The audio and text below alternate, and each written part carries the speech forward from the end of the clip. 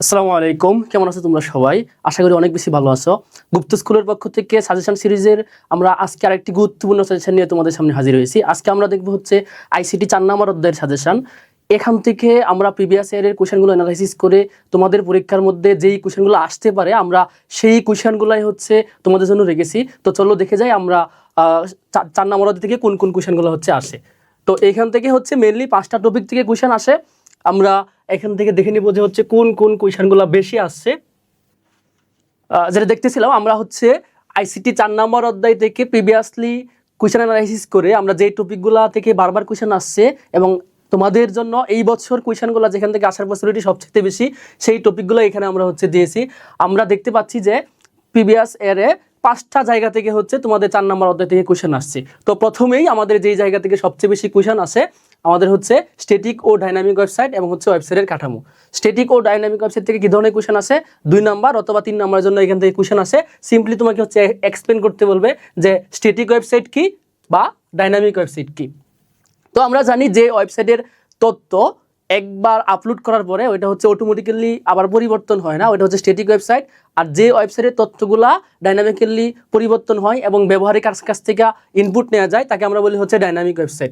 তো static website তৈরি করতে গেলে আমরা জানি সিম্পলি হচ্ছে আমরা HTML এবং CSS হালকা বুটস্ট্র্যাপ ইউজ করে আমরা হচ্ছে স্ট্যাটিক ওয়েবসাইট তৈরি করতে পারি। আর ডাইনামিক ওয়েবসাইট যদি আমরা তৈরি করতে চাই ওই HTML CSS বুটস্ট্র্যাপের সাথে সাথে আমাদের হচ্ছে PHP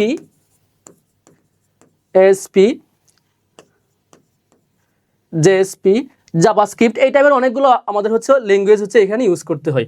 তাহলে আমাদের এই স্ট্যাটিক ওয়েবসাইট তৈরি করা হচ্ছে সহজ এবং ডাইনামিক ওয়েবসাইটের মধ্যে যেহেতু অনেকগুলো কোড আমাকে লিখতে হইতেছে এই জন্য এটা হচ্ছে একটু সময় সাপেক্ষ এবং হচ্ছে ব্যয়বহুল। বাট ডাইনামিক ওয়েবসাইটের মাধ্যমে আমরা হচ্ছে কি করতে পারি, ব্যবহারের কাছ থেকে ইনপুট নিতে পারি। তুমি চাইলেও এখানে লাইক দিতে পারবা, কমেন্ট করতে পারবা বা যে কোনো একজন ইউজার সে কি করতে পারে এখানে তার মতামত শেয়ার করতে পারে। তো আমরা এখান থেকে হচ্ছে স্ট্যাটিক ওয়েবসাইট ডাইনামিক ওয়েবসাইটের সিম্পলি সংজ্ঞা এবং হচ্ছে তার পার্থক্যটা হচ্ছে একটু দেখে নিব। দেন হচ্ছে আমাদের যেই জায়গা থেকে 4 নম্বরের জন্য একটা কোয়েশন আসে ওয়েবসাইটের কাঠামো বা হচ্ছে ওয়েবসাইটের স্ট্রাকচার। আমরা জানি 4 ধরনের স্ট্রাকচার হচ্ছে এখানে আমরা পাই। একটা হচ্ছে ট্রি বা হায়ারার্কিক্যাল, একটা হচ্ছে লিনিয়ার বা সিকোয়েন্স, একটা হচ্ছে ওয়েব লিঙ্ক বা নেটওয়ার্ক, একটা হচ্ছে সবগুলোর কম্বিনেশন আমরা হচ্ছে যে কাঠামোটা পাই। তো এই 4টা কাঠামো হচ্ছে তোমরা একটু দেখে নিবা, তাইলে হচ্ছে আমাদের এই প্রথম টপিকটা হচ্ছে কভার হয়ে যাবে। তো ভাইয়া আমরা কোথায় থেকে পড়বো এইগুলো? আমরা প্রিভিয়াসলি দেখতে পাচ্ছি এই প্রথম টপিক থেকে মোট 20টি কোয়েশন আসছে। তো 20টি কোয়েশন তো হচ্ছে আমাদের দ্বারা পড়া পসিবল না, এজন্য আমরা কয়েকটা কোয়েশন এখানে একটু সিলেক্ট করে দিছি। আমরা ঢাকা বোর্ড 2024, তারপরে হচ্ছে মাদ্রাসা বোর্ড 2023 এবং হচ্ছে দিনাজপুর বোর্ড 19 এবং 24, এখান থেকে মোটামুটি 4টা থেকে 3টা কোয়েশন যদি আমরা পড়ি তাহলে আমাদের হচ্ছে স্ট্যাটিক ও ডাইনামিক ওয়েবসাইট এবং হচ্ছে ওয়েবসাইটের কাঠামো এই টপিকগুলো হচ্ছে আমরা এখান থেকে কভার করতে পারবো। দেন হচ্ছে আমাদের যে জায়গা থেকে কোয়েশন আছে ওইটা হচ্ছে আমরা একটু দেখবো। আমাদের 2 নম্বর টপিক হচ্ছে কি ট্যাগ বিশ্লেষণ। তো এখানে আমরা দেখতে পাচ্ছি ইউ ইনস এই টাইপের লেখা দেখা আছে। তো এটা হচ্ছে মেনলি আমরা ট্যাগ আইডেন্টিফাই করতেছি কিরকম। এই ইউ এখন কিছুই না, বাট আমরা যখন হচ্ছে এই অ্যাঙ্গেলার ব্র্যাকেটের ভিতরে ইউকে লিখবো তখন আমরা বলতেছি এটা একটা ট্যাগ। আমরা সংজ্ঞায় কি পড়ছি যে অ্যাঙ্গেলার ব্র্যাকেটের ভিতরে অবস্থিত বিশেষ কিছু শব্দকে আমরা বলি হচ্ছে কি ট্যাগ। তো আমি এখানে যখন হচ্ছে ইউ দিব তখন ইউ হচ্ছে একটা ট্যাগ যাকে আমরা বলতে হচ্ছে আন্ডারলাইন ট্যাগ। তো কোনো লেখার নিচে যদি হচ্ছে আমরা যদি লিখি হচ্ছে গুপ্ত স্কুল,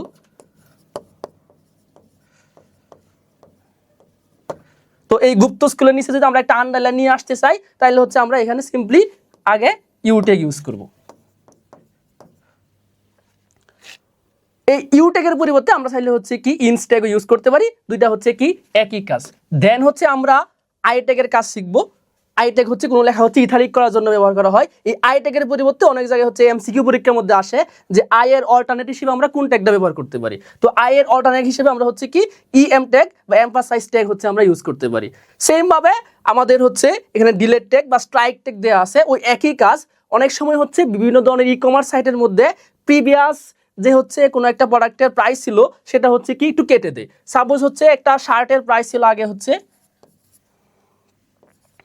1999 টাকা, তো হচ্ছে এখন বিশেষ ছাড় দিছে, ছাড় দেওয়ার কারণে এটার প্রাইস হয়ে গেছে হচ্ছে সাপোজ 1200 টাকা। তো আগের দামটা হচ্ছে এভাবে কেটে দিবে। কেটে দেওয়ার জন্য হচ্ছে আমরা হয় এস ট্যাগ অথবা হচ্ছে কি ডিলেট ট্যাগ ইউজ করতে পারি। তারপর আছে হচ্ছে সুপারস্ক্রিপ্ট এবং হচ্ছে কি সাবস্ক্রিপ্ট। আমরা জানি যদি হচ্ছে কোনো কিছুকে উপরে তুলতে চাই তাহলে হচ্ছে কি সুপারস্ক্রিপ্ট ট্যাগ ইউজ করার আগে, আবার যদি হচ্ছে আমরা কোনো লেখাকে হচ্ছে এরকম নিচে নামাইতে চাই তখন হচ্ছে আমাদের কি করতে হয় সাবস্ক্রিপ্ট ট্যাগ ইউজ করতে হয়।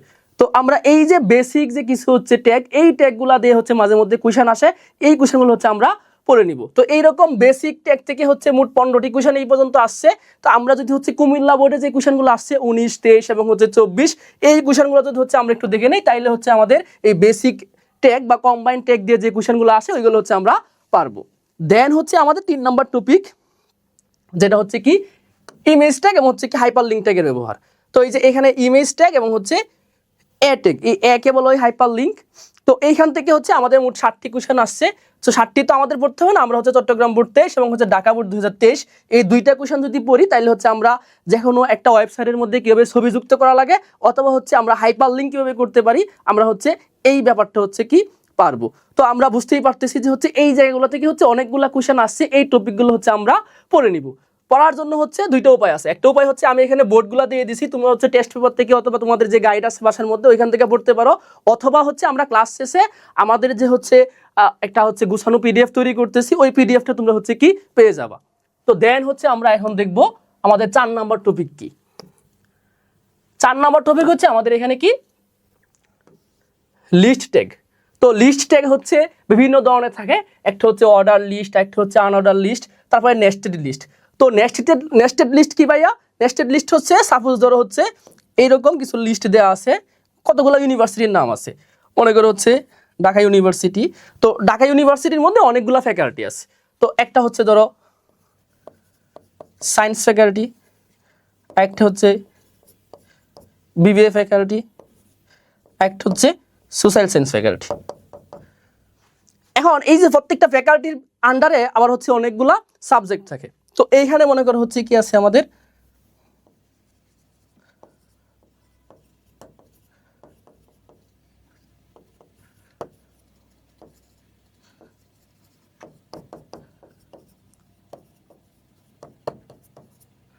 ইকোনমিক্স। তো আবার 2 নাম্বার হচ্ছে সাপোজ ধরো হচ্ছে জাহাঙ্গীরনগর ইউনিভার্সিটি, 3 হচ্ছে চট্টগ্রাম ইউনিভার্সিটি। তো এখন দেখো এই ঢাকা ইউনিভার্সিটির অধীনে একটা লিস্ট তৈরি হয়েছে কি সায়েন্স ফ্যাকাল্টি, তারপরে হচ্ছে বিবিএ ফ্যাকাল্টি, তারপরে হচ্ছে সোশ্যাল সায়েন্স ফ্যাকাল্টি। সোশ্যাল সায়েন্সের অধীনে আবার হচ্ছে কতগুলো সাবজেক্ট দেওয়া আছে। তো এইখানে হচ্ছে 1, 2, 3 এটা হচ্ছে অর্ডার লিস্ট। তারপরে এই ডিও এর অধীনে আরেকটা লিস্ট তৈরি হয়েছে, সোশ্যাল সায়েন্স ফ্যাকাল্টির অধীনে আরেকটা লিস্ট তৈরি হয়েছে। তো একটার ভিতরে যদি আরেকটা লিস্ট তৈরি হয় তখন তাকে আমরা বলি হচ্ছে কি নেস্টেড লিস্ট। তো নর্মালি লিস্ট থেকে এই পর্যন্ত অনেকগুলা কোয়েশ্চেন আসছে, বাট রিসেন্ট 24-25 সালে দেখা যাচ্ছে যে হচ্ছে এই নেস্টেড লিস্টের ব্যবহারটা হচ্ছে পরীক্ষার মধ্যে আসতেছে। তারপরে হচ্ছে আমরা দেখবো হচ্ছে একটা আছে ডেফিনেশন লিস্ট। ডেফিনেশন লিস্টের সাথে আমরা হচ্ছে 3টা জিনিস একসাথে চলে আসে। ডেফিনেশন লিস্ট যখন ইউজ করি তখন তার সাথে একটা আসে হচ্ছে ডেফিনেশন টাইটেল, আর একটা আসে হচ্ছে ডেফিনেশন ডেসক্রিপশন। এটা কিরকম? ডেফিনেশন লিস্ট হচ্ছে সাপোজ ধরো রবীন্দ্রনাথ সম্পর্কে তার নিচে তার ডেসক্রিপশন লিখবে, তার পরিচয় লিখবে যে Rabindranath is a famous poet. আবার যদি বলে যে Kazi Nazrul Islam he is a national poet, তখন এই আমি যদি দিই ডিটি বা ডেফিনেশন টাইটেল, এখানে লিখবো হচ্ছে রবীন্দ্রনাথের নাম, তারপরে ডেসক্রিপশনে থাকবে যে he is our national poet.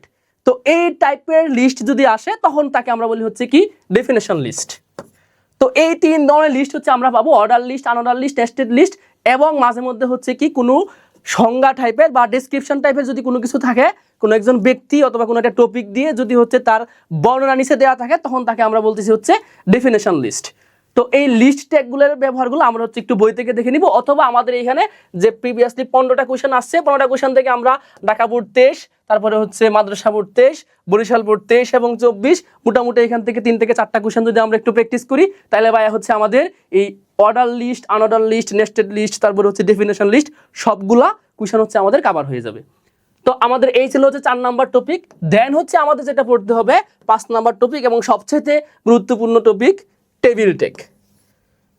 তো আমাদের হচ্ছে গ অথবা ঘ, এই 4 নাম্বারও থেকে কোনো কোয়েশ্চেন করলে 3 অথবা 4 মার্কের জন্য আমাকে অবশ্যই টেবিল থেকে একটা কোয়েশ্চেন প্রায় সময় দেয়। টেবিল ট্যাগ সিম্পলি একটা টেবিল তৈরি করার জন্য। তো আমরা টেবিল যখন তৈরি করতে যাব তখন টেবিলের মধ্যে আমাদের হচ্ছে এই যে আমি যে এই জিনিসগুলো আছে সেগুলো হচ্ছে টেবিলের রো এবং হচ্ছে এইগুলো হচ্ছে টেবিলের কলাম। এটা হচ্ছে একটা সিম্পলি টেবিল, বাট এত সহজ টেবিল আমাদেরকে পরীক্ষার মধ্যে দেয় না, আমাদেরকে হচ্ছে পরীক্ষা দিবে হচ্ছে এরকম।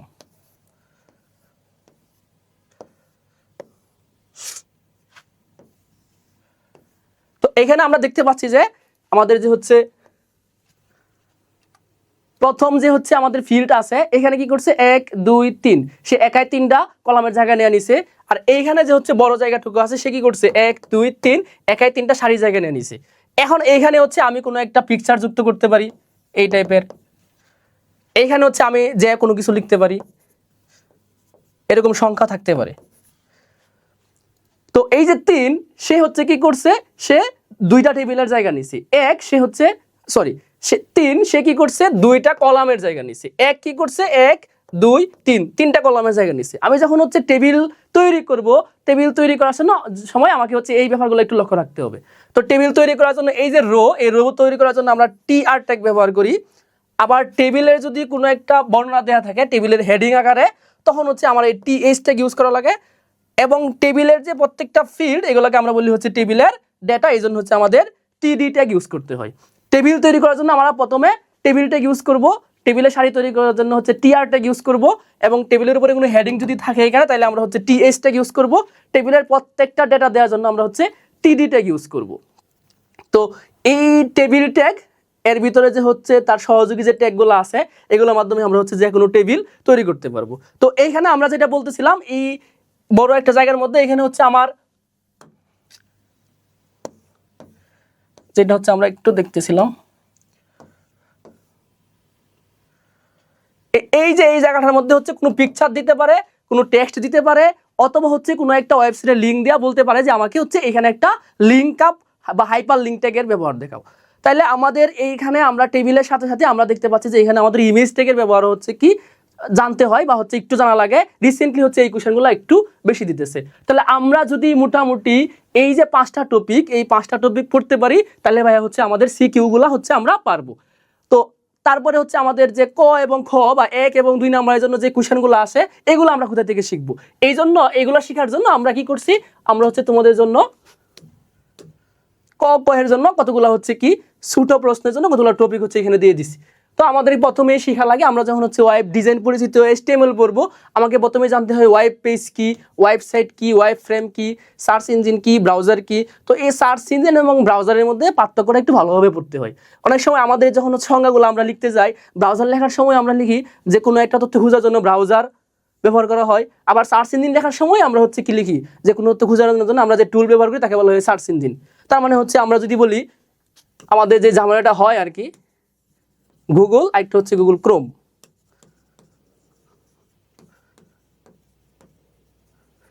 দুইটা তো এক জিনিস না। আমরা হচ্ছে যে গুগল ওইটা হচ্ছে আমাদের সার্চ ইঞ্জিন, আর গুগল ক্রোম অথবা হচ্ছে মোজিলা ফায়ারফক্স, অপেরা মিনি ওইগুলো হচ্ছে আমাদের ব্রাউজার। তাইলে হচ্ছে এই সার্চ ইঞ্জিন ব্রাউজারের মধ্যে মেইন পার্থক্যটা কি, সার্চ ইঞ্জিন হচ্ছে এমন এক ধরনের টুল যার সাহায্যে আমরা সার্ভারের মধ্যে থাকা অসংখ্য তথ্য থেকে কোনো তথ্য খুঁজে আনি। তাহলে এই যে এই সার্চ মানে খুঁজে আনা, এই খুঁজে আনার জন্য আমরা যে টুল ব্যবহার করি তাকে বলতেছি হচ্ছে সার্চ ইঞ্জিন। তাহলে ভাইয়া ব্রাউজার কি, এই যে খুঁজে আনার পরে আমার সামনে যে জিনিসটা হচ্ছে সুন্দরভাবে উপস্থাপন করবে, এই উপস্থাপন করার জন্য আমরা যে অ্যাপ্লিকেশন বা সফটওয়্যারটি ইউজ করি তাকে বলা হচ্ছে কি ব্রাউজার। আমরা সাপোজ যদি এটা যদি একটা ওয়েবসাইটের মধ্যে দেখি, উপরে আমরা হচ্ছে রেড কালার দেখতে পাচ্ছি, এখানে হচ্ছে হোয়াইট কালার টেক্সট আছে, চারপাশে যে বর্ডার আছে এটা হচ্ছে ইয়েলো কালার। তাহলে এই জিনিসটা যে হচ্ছে আমার সামনে যে সফটওয়্যারের মাধ্যমে আমরা হচ্ছে কি দেখতে পারি, এই দেখার কাজটা যে করে সে হচ্ছে কি আমাদের ব্রাউজার। তো আশা করি হচ্ছে সার্চ ইঞ্জিন এবং ব্রাউজারের মধ্যে হচ্ছে পার্থক্যটা তোমরা হচ্ছে বুঝতে পারছো। তারপরে হচ্ছে আমাদের যে টপিকটা পড়তে হবে ডোমেইন নেম। ডোমেইন নেম কি, ডোমেইন নেম হচ্ছে আমাদের যে কোনো একটা ওয়েবসাইটের যে নাম বা স্বতন্ত্র নাম, প্রত্যেকটা ওয়েবসাইট এই স্বতন্ত্র নামকে আমরা হচ্ছে বলি ডোমেইন নেম। তো ডোমেইন নেম পড়ার সাথে আমাদের হচ্ছে মেইনলি আমাদের ওয়েবসাইটগুলো হচ্ছে আইপি অ্যাড্রেস দেওয়া থাকে। তো এই আইপি অ্যাড্রেসটা হয় হচ্ছে এরকম,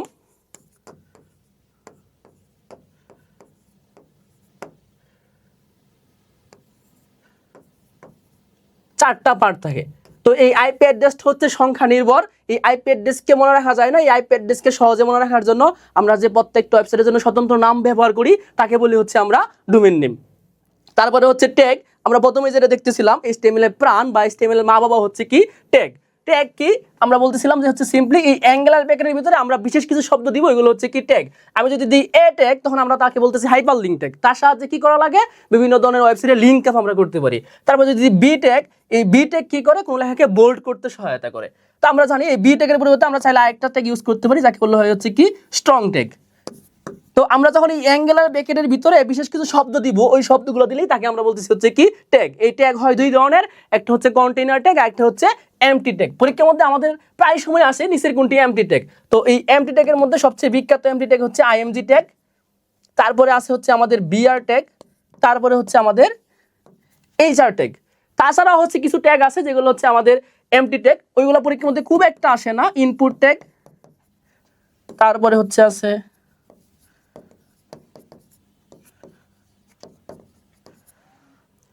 এই তিনটা হচ্ছে সবচেয়ে বেশি গুরুত্বপূর্ণ। এগুলো হচ্ছে কি ভাইয়া, এগুলো হচ্ছে আমাদের এমটি ট্যাগ। এইগুলা বাদে মোটামুটি যে ট্যাগগুলো হচ্ছে এরকম ওপেনিং ট্যাগ থাকে, যেমন বি ট্যাগ, এখানে হচ্ছে কন্টেন্ট, বি এর ক্লোজিং, এইটা হচ্ছে আমাদের কন্টেইনার ট্যাগ। যে ট্যাগের ওপেনিং এবং ক্লোজিং থাকে তাকে বলা হয় কন্টেইনার ট্যাগ, আর যে ট্যাগের শুধু একটা ট্যাগ থাকে, ওপেনিং ট্যাগ থাকে, কোনো ক্লোজিং ট্যাগ থাকে না, তাকে বলা হয় হচ্ছে কি এমটি ট্যাগ। তো আমরা এই ট্যাগগুলো একটু বই থেকে দেখে নিব, ট্যাগ কাকে বলে। তারপরে অ্যাট্রিবিউট, আমরা HTML করার সময় যদি হচ্ছে কোনো লেখাকে যদি হচ্ছে একটু বেশি কাস্টমাইজ করতে চাই, তখন হচ্ছে আমাদের বিভিন্ন ধরনের অ্যাট্রিবিউট বা গুণাগুণ যুক্ত করতে হয়। সাপোজ আমি একটা লেখা লিখছি, ওই লেখাটা আমি হচ্ছে কি করতেছি, একটু কালারিং করতে চাইতেছি বা ডানে বামে নিতে চাইতেছি, তখন আমরা বিভিন্ন ধরনের অ্যাট্রিবিউট ইউজ করি। সাপোজ আমাদের একটা অ্যালাইন অ্যাট্রিবিউট আছে, তো এই অ্যালাইন এটাকে বলতেছি অ্যাট্রিবিউট। আর এই ইনভার্টেড কমার ভিতরে আমরা যেটা দিব, সাপোজ আমি এটা দিলাম হচ্ছে কি সেন্টার। এই সেন্টারটা হচ্ছে আমাদের অ্যাট্রিবিউটের ভ্যালু। তাহলে এই যে অ্যালাইন, এটাকে বলতেছি অ্যাট্রিবিউট, আর এটাকে বলতেছি হচ্ছে কি অ্যাট্রিবিউট ভ্যালু। তাহলে এই অ্যাট্রিবিউটগুলো আমরা কি জন্য ইউজ করি, কোনো লেখার ডানে বামে অথবা কোনো লেখার মধ্যে একটু অতিরিক্ত কোনো কিছু যদি আমরা যুক্ত করতে চাই, তাইলে আমরা কি করি, তাইলে হচ্ছে আমরা এই অ্যাট্রিবিউটগুলো হচ্ছে ব্যবহার করি। দেন আমরা কি পড়বো, আমরা হচ্ছে ইন্টারনাল লিঙ্ক, এক্সটার্নাল লিঙ্ক, তারপর হচ্ছে front end back end development, এই জিনিসগুলো একটু পড়বো। তাহলে ভাইয়া ফ্রন্ট এন্ড ব্যাক এন্ড কি? ফ্রন্ট এন্ড হচ্ছে আমরা কোনো একটা ওয়েবসাইট ব্রাউজ করার সময় সামনে যা কিছু দেখি, ওটা হচ্ছে আমরা বলি ফ্রন্ট এন্ড।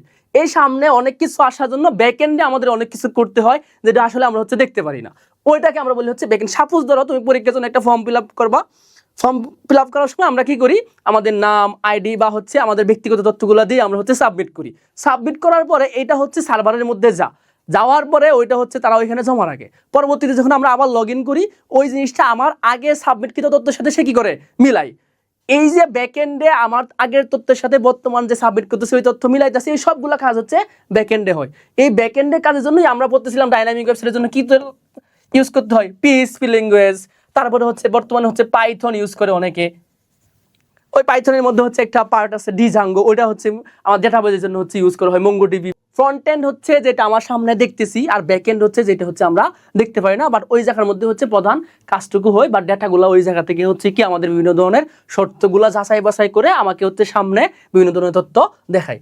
তারপর www বলতে আমরা কি বুঝি, আইপি অ্যাড্রেস বলতে কি বুঝি, ইউআরএল কি।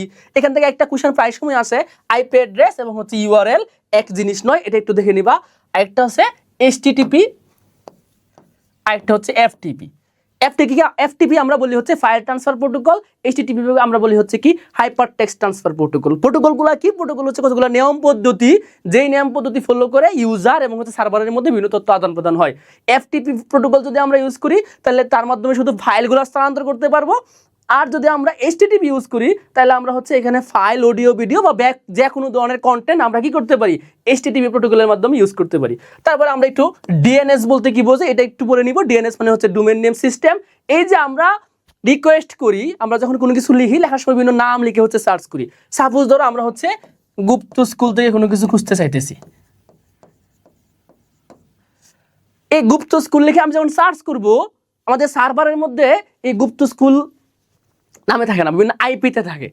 তো এই যে গুপ্ত স্কুলের যে কি আইপি, ওই গুপ্ত স্কুলের আইপি বের করার জন্য আমার হচ্ছে কি DNS এর প্রয়োজন হয়। আমি মোবাইলের মধ্যে যখন গুপ্ত স্কুল লিখে সার্চ করব, সে প্রথমে হচ্ছে কোথায় যাবে, সে প্রথমে আমার বাসার সামনে যে টাওয়ার আছে সেই টাওয়ারের মধ্যে হচ্ছে যাবে। টাওয়ার থেকে তখন হচ্ছে কি আমার রিকোয়েস্টটা পাঠাবে হচ্ছে DNS সার্ভারের মধ্যে। DNS সার্ভার আমাকে কি দিবে, আইপি দিবে।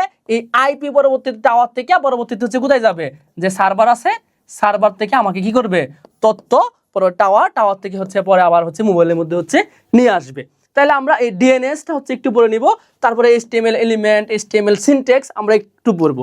HTML এলিমেন্ট কি, আমরা HTML শুরু করার জন্য যে HTML ট্যাগ লিখি, HTML এই শুরু থেকে শেষ পর্যন্ত যা কিছু আছে ট্যাগ সহ কন্টেন্ট সহ সবকিছুকে আমরা বলি হচ্ছে কি HTML এলিমেন্ট।